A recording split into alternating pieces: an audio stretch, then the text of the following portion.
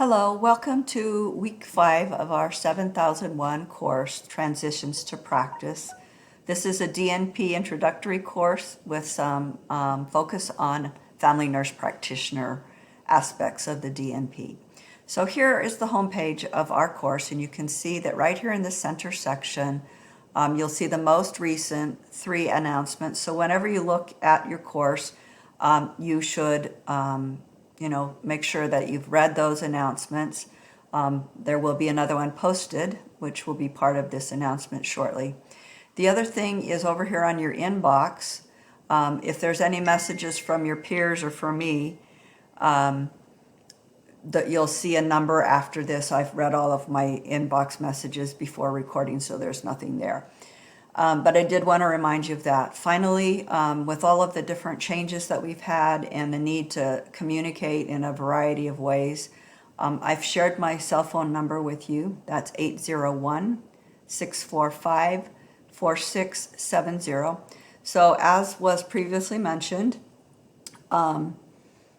you're able to text me or call me within reasonable hours. I'll get back to you. If you've never called me before, what I would ask is that you text me your phone number and your name, because I won't see that on my caller ID yet, and let me know when's a good time to call you, and I'll try and contact you, or I'll text you back when it is a good time to call me. Then I'll have you in my address book and I'll answer. I don't know about you, but I get a lot of spam calls. So anyway, I don't usually answer unless I know. So I wanted to first of all just thank everybody for their diligence and exceptional patience over the last month. This has been a very difficult start to the semester. I've never experienced anything like this in my 17 years of teaching here at Weber State. So I know it's been frustrating for me, so I can only imagine how frustrating it has been for all of you.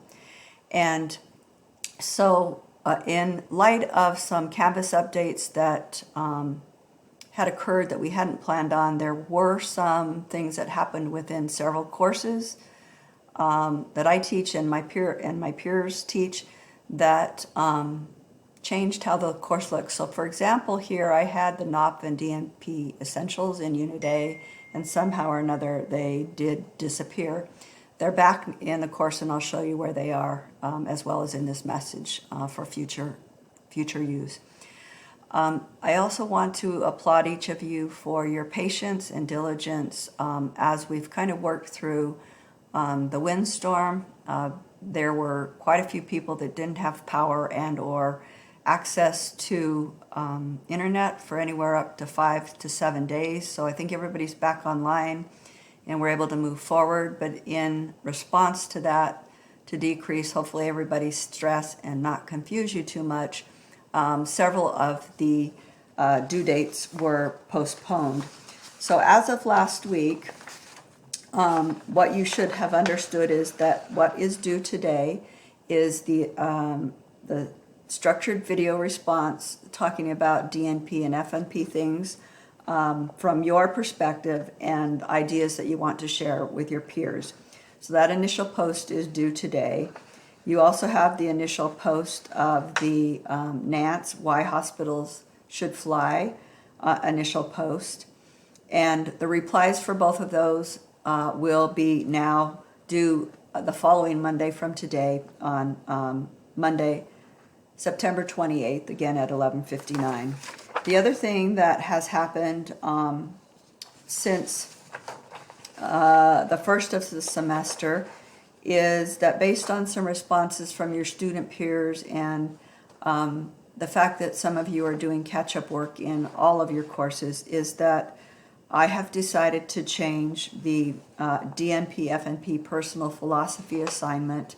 It is no longer due next Monday, but you'll have 2 weeks to complete that, and it will be due on Monday, October 5th at 11:59 p.m. Additionally, I'm going to go to the modules page. I did update the Unit B overview. I removed the 2 chapters that were in the Donesco and Barker book. Those were a little bit more heavy-duty reading related to philosophy and theory and models.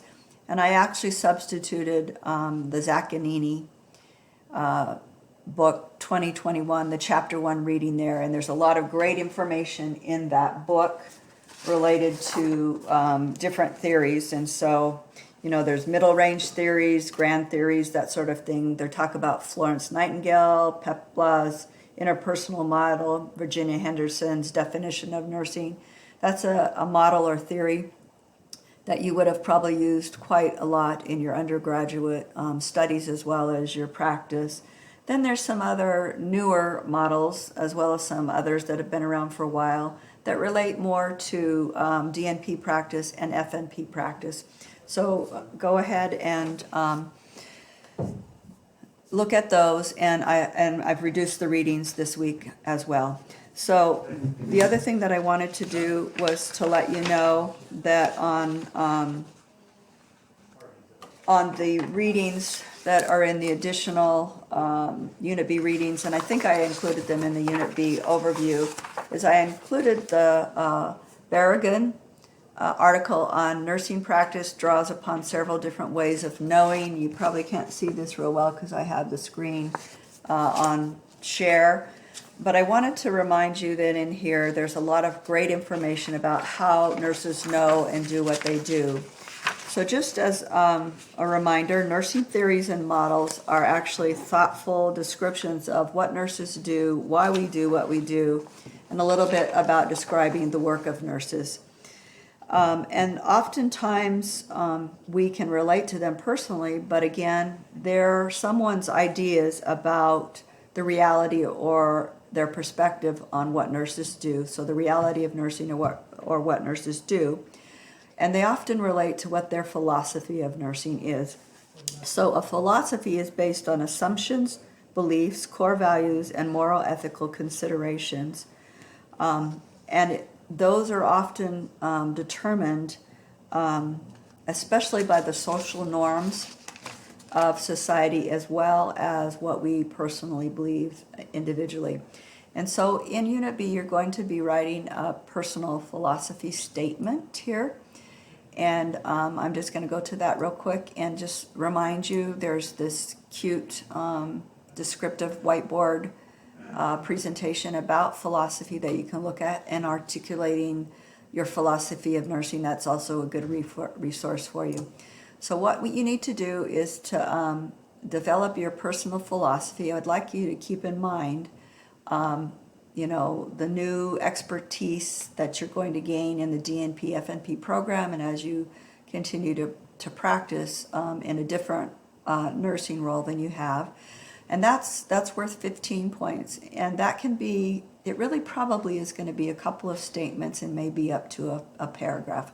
So spend a little time looking at that. And then once you've done that, you need to decide what your values, characteristics, qualities, and behaviors that are important for you in your practice and why those are important. And then you want to look at achieving philosophical elements. Again, those are sort of what you described in part 2, and then expand a little bit about how you might think that would be part of your future practice. And then finally, the last 2 areas are looking more at your responsibilities and commitments in your new role, and how that relates to patients, families, and communities, as well as interpersonal relationships and collaboration. And don't forget that we as nurses, especially with DNP, FNP degrees and certification, look at lifelong learning. So take a look at that, take a look at this article, and just be aware that there's empirical knowledge, which is scientific knowing. There is ethical knowing, which relates a lot to morals and ethics and judgments related to care. Then we have aesthetic knowing, and that's kind of related also to personal knowing, which are the 3rd and 4th ways of knowing. And those are things that come along with experience and wisdom over time.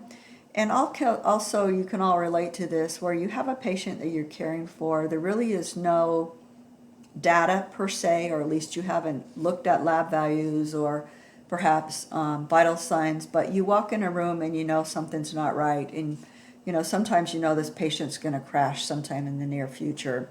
And oftentimes when you feel that way, that does happen. So those are related kind of to the actions of nursing and aesthetic knowing, as well as your personal knowledge, which helps you understand certain circumstances without necessarily always relying on scientific data. And then that also relates to what we call intuitive nursing in both of those categories. And then there's a couple of other ways, socio-political or economic knowing, and that's explained in the article by Dr. White. And so you can take a look at that. She has some really good charts there that can kind of help you describe a little bit about that. And so that might help you in this assignment as well. So finally, I'd like to go back to the modules and then just sort of review where we are in relation to the next couple of weeks. So these dates are going to change slightly. We're starting this now 9/21 instead of 9/14. But you'll have your chapter replies again due next week. You'll have your SVRs replies due next week, and then you'll have this post anything. And then looking ahead just a little bit, we're getting ready to have the second DQ discussion questions associated why hospitals should fly. That's chapters 4 through 6, and those chapter leaders have been identified and are aware that they need to post the questions by the end of next week, or at the very latest Monday, October 5th, so that you'll have a chance to post that by October 12th. Anyway, let me know if you have any questions. I hope this helps a little bit, and I'll also put some of this in writing in the announcements. Thanks. Bye.